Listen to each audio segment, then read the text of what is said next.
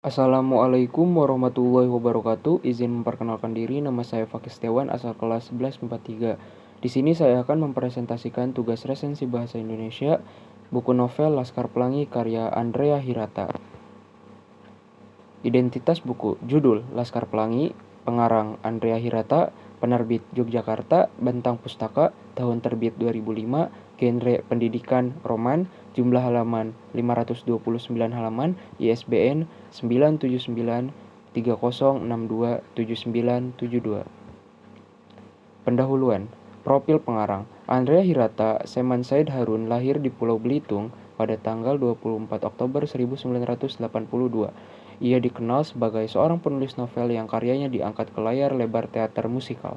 Andrea Hirata adalah lulusan S1 Ekonomi Universitas Indonesia. Setelah menyelesaikan studi S1 di UI, pria yang kini masih bekerja di kantor pusat PT Telkom ini mendapat beasiswa Uni Eropa untuk studi Master of Science di Universitas de Paris, Sorbonne, Prancis, dan Sheffield Hallam University, United Kingdom. Tujuan pengarang. Tujuan pengarang menuliskan novel ini adalah untuk memberikan gambaran tentang pendidikan yang ada di Indonesia dan untuk mengenang sebuah persahabatan 10 orang anak yang berada di desa Gantung. Sinopsis buku. Bangunan itu nyaris rubuh, dindingnya miring bersangga sebalok kayu, atapnya bocor di mana-mana, tetapi berpasang-pasang mata mungil menatap penuh harap. Hendak ke mana lagi langkah mereka harus bersekolah selain tempat itu. Tak peduli seberat apapun kondisi sekolah itu, 10 anak dari keluarga miskin itu tetap bergeming. Di dada mereka telah menggumpal tekad untuk maju. Begitu banyak hal menakjubkan yang terjadi dalam masa kecil para anggota Laskar Pelangi. 11 orang anak Melayu Belitung yang luar biasa ini tak menyerah walau keadaan tak bersimpati pada mereka. Tengoklah Lintang, seorang kuli kopra cilik yang jenius dan dengan senang hati bersepeda 80 km pulang pergi untuk memuaskan dahaganya akan ilmu, bahkan terkadang hanya untuk menyanyikan padamu negeri di akhir jam sekolah.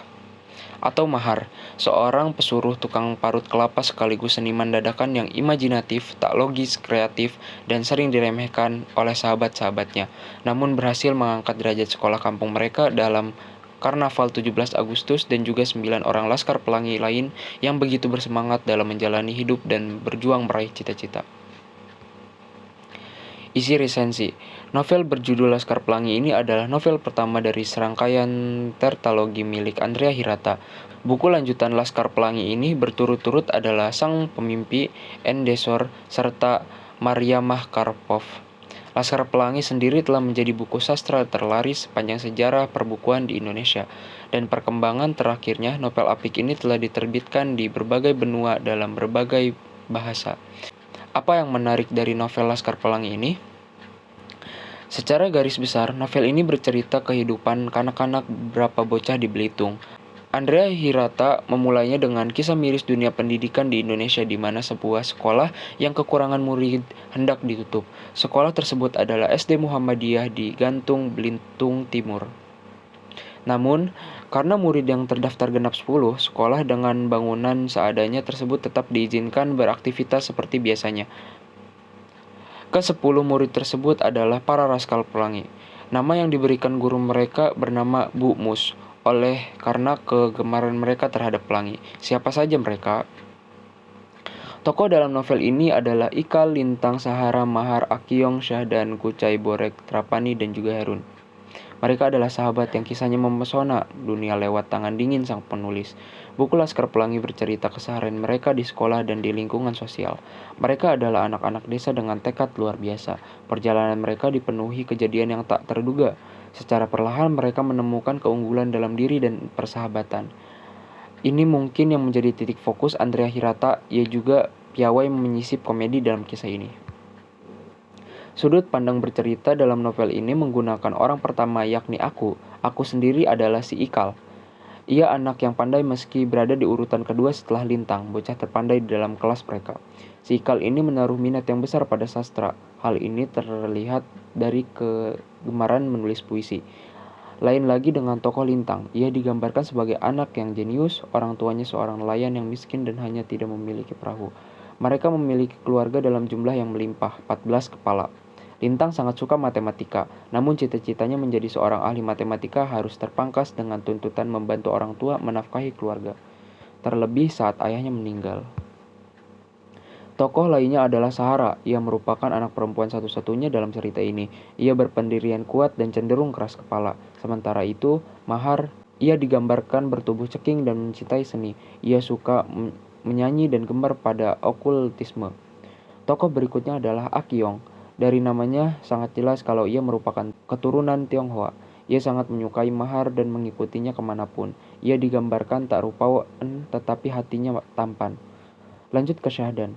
Perangainya ceria meski ia tak pernah menonjol di kelas. Sementara itu Kucai adalah tokoh dalam cerita yang didaulat menjadi ketua kelas. Ia digambarkan penderita penyakit rabun jauh sebab ia kekurangan gizi.